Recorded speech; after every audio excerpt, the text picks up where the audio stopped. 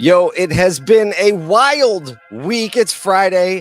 ASOTU is straight up stranded. We'll tell you all about that in a second. We're also talking about trade conversations in the service lane, rate cuts potential, and I don't want to say it, but pumpkin spice. Oh, I know. I had to say it. I didn't want to say it, but I said I was gonna be halfway happy the entire show until that. Like, I was hoping to not have to think about that for another 3.5 minutes at least. Nope. So, we spent Tell the story. We spent our week on the ground with dealers, OEMs, industry partners, and we were Reynolds event.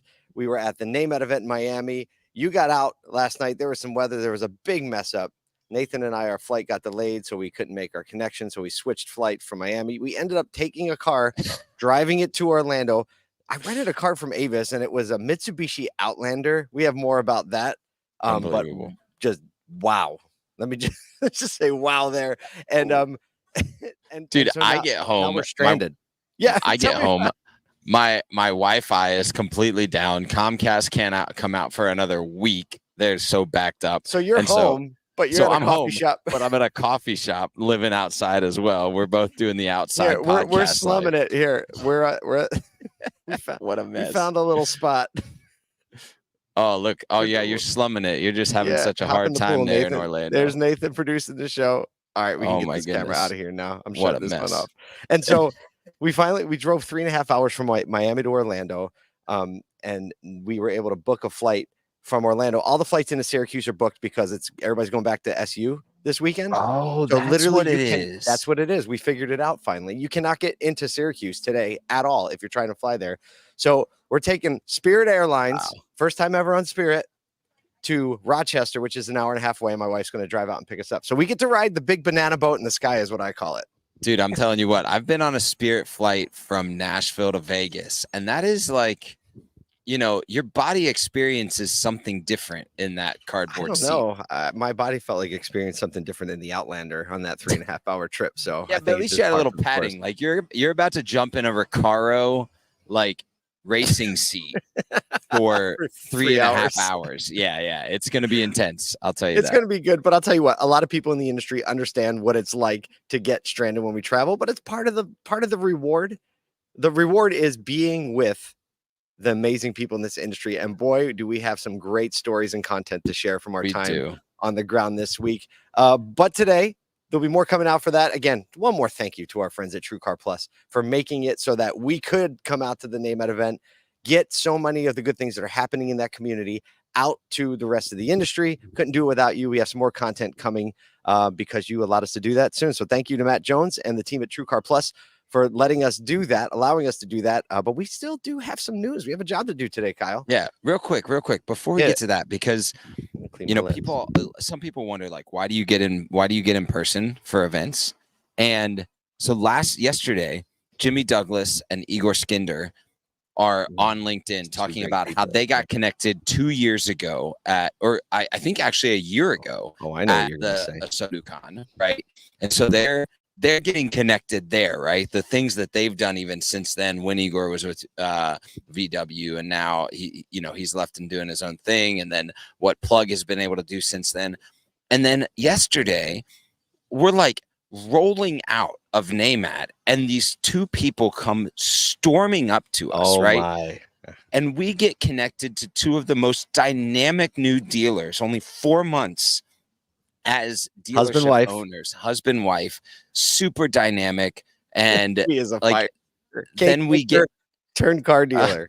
Then we get to interview them. We can't wait to release that. So we get connected. Other people get connected. Like, I know that people see us around at these events. They wonder why, what's the purpose of being away from a store, being away from your company, or like the connections that you make are literally almost impossible if you don't have that in-person thing. So like getting to one or two of these a year, I just don't know why everybody isn't at least leaning into like one or two events. You don't have to go to all of them, but just a couple. And if you need help convincing your boss to send you send them our way, and we'll spend a little time with them. We hope that one event, if you can go to one, is ASOTU Con. That's right. In May. You got plenty of time to plan for it. It's in May. the week after Mother's Day. You can go to ASOTUcon.com, sign up there, and boy, is it going to be a thing this year. Let's get into some news, shall we? Let's go. It's kind of lightish news, but great conversation around this. A new survey has revealed that most dealerships aren't leveraging the service drive as a source of quality used vehicles by discussing trade-in options with service customers. 60% of mass market customers were not asked about their vehicle's trade-in value during their service visit, and 61% for luxury customers, which is probably even the bigger surprise. Only 24% of mass market and 23% of luxury customers had trade-in conversations at all. Damon John, the Shark Tank Shark, was on the stage. Basically, he said there are 3 ways you can interact with customers. This was one of the keynotes yesterday. He said you can acquire a customer, you can upsell a customer, or this is where this comes in, you can make them buy more frequently. Yep. I'll never forget, man, this was like early COVID, and I had been working on this at the stores that I was at for quite some time, just like figuring out how to go from service to sales and back to service and make that just like a repeat thing where every 3 years. And I heard Brian Benstock, and I'm sure someone said it before, but he said the words trade cycle management as a way to increase market share. And, you know, the philosophy that he has in his store is every single person gets a value every single time they get in service, and they get a real introduction to a real person that's interested in buying their car. And that's what yields him the 4 or 5% return on every RO back into the sales department every single month. And if you look at 4 or 5% over 36 months, you get over 100% retention in under 3 years. Like, the math just works. You just have to put in the work, and you have to do it every single time, every customer. Absolutely. You know, we had a great dinner with Liza Borches and Danny Zavlosky and Glenn Lundy. And Glenn, who many people know, has just opened his very first store. It's a used car store called 800% Elite Auto. Said he's trying to calibrate his team when it comes to someone coming in with a trade or having a trade conversation with someone that walks in the door. And he was like, we need to recalibrate. We're not in the business of selling cars. We're in the business of acquiring customers. And even if that's a trade lane conversation, right? You're acquiring a customer for the second time is how I think about that. So there you go. Go into the weekend with a little bit of that in your brain, because that's going to help. That's going to work. Speaking of things that may or may not work, I don't know. Whoa. Okay. Segue. There we go. We needed a segue. I know it's hard when I'm not triggering it, but Nathan's doing a great job over there. He's actually sipping a Mai Tai. The Fed is widely expected to cut interest rates soon, but the big question is how much relief will come. Fed Chair Jerome Powell will address inflation and potential rate cuts in his upcoming speech in Jackson Hole, Wyoming today. The Fed has kept rates high since 2022, trying to keep inflation in check, but the market is anticipating a rate cut in September with a good chance for a 25 basis point cut or 0.25% and a smaller chance of maybe 0.5%. He remains data-driven, cautioning against cutting rates too soon to avoid like inflation rearing back up. You got to make sure the fire's out, right? We don't want to put any fuel on the fire. The Fed's Austin Goolsbee said, quote, "This is not what an overheating economy looks like," signaling a shift in the economic conditions.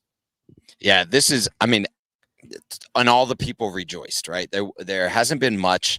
We saw the change in the jobs report earlier this week. There wasn't much really market reaction. I think everybody kind of expected that adjustment.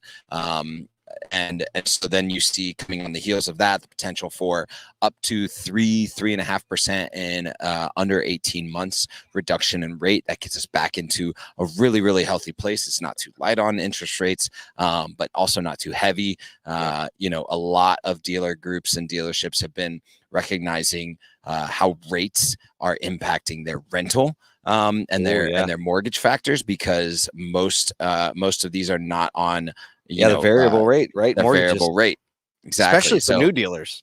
Exactly. So I think that this is welcome news for dealers. It's welcome news for consumers. And I have a sneaking suspicion that as we get into spring of next year, inventory is normalized even more, and then we get into a place where we've got great interest rates on these vehicles. Probably you're going to see, on the heels of rate drops, manufacturers getting back into more regular 1.9, 0.9% APRs, and you're going to see another bump in the economy as we head into spring, which is going to be really great. Well, let's hope so. Speaking of heading into fall, segue. While we still have a month of summer left, season's changing. I'm telling you what, actually, it felt more like fall in Miami than it did in Nashville today. Legit. I'll tell you, it was crazy. Yeah. But doesn't feel like I can't fall. even believe I have to read this story, Paul. The divisive by me particularly, pumpkin spice latte is back, arriving earlier this year, earlier than ever this year, and it is releasing its fall menu yesterday, sparking both joy and outrage. The pumpkin spice latte has been a fall favorite since its debut in 2003, with 20 million crazy people buying them annually. Social media is buzzing with excitement and frustration, obviously, over the early release. A 2022 study showed that 55% of online pumpkin spice posts are positive, with 8% negative. Okay, well, I'm not a huge pumpkin spice fan, especially not from Starbucks. No hate. It's just that it's not the authentic pumpkin spice. And I was so put out when we were at Used Car Week last year, and I walked in and the temperature it was like it is right now. And this was probably because it was a little warmer. And there was pumpkin spice and Christmas stuff out. It just all feels wrong to me. This is just even making it worse. The fact that pumpkin spice is going. It's August 23rd, Kyle. It's August 23rd. In upstate, it is not fall, people. In New York, no one's even back to school yet. Like, there's pool parties. Like, I don't know. I'm not a fan. So if you're a dealer, I do not suggest that you jump on the pumpkin spice bandwagon yet. Please don't. Save it though, because the second the air starts to get crisp, start thinking about how you can rock on some pumpkin spice. Put those burnt orange cars out front. That's right. Grab yourself a big salt shaker, fill it with pumpkin spice, and make a spectacle. Yeah, look, if you've got 20 million sold annually and the social media is buzzing about it, why not create content around it? Why not be a part of that? I see how you feel out there. You got a honker. It's just a fan. I got a honker. That's it. They're a fan of pumpkin spice. Yeah, but I mean, why not lean into it? It's a cultural moment that anybody can take advantage of. That's why we talk about these things. This is a cultural moment that your store can actually take advantage of. Why not even today make fun of it? Go down, get your a whole store a bunch of pumpkin spice lattes. Create some social media content around it. Yeah. I mean, this is a way to swim in the river, just like drop in the river and live with the culture in it, and it allows you to be culturally relevant and gain attention. All right, we have to get the comments today. We don't usually do this, but there's so many on the live stream today. Comments. I think it's the headline that we wrote. ASOTU stranded. People are like, what's going on? Joshua Orr comment on pumpkin spice. Haha, my wife sent me a pic of her pumpkin frap yesterday. Damien Boudreau just gives us a laughing emoji. Beth Caro, our friend, said Miami was a tough one to get out of. We dealt with a 4-hour delay. Got home yesterday at 2 a.m. Safe travels. Glad you got home. A LinkedIn user gave us clappy hands. Doug Klassen, a regular on the show, says, good luck on Spirit. That's a one and done experience. Roll the outro music if we can. And our one and own Jordan Cox says, I'm just here for the NSYNC tickets. I think he's making fun of our sunglasses today. Go out there, sell some cars, love some people, drink some pumpkin spice if you dare.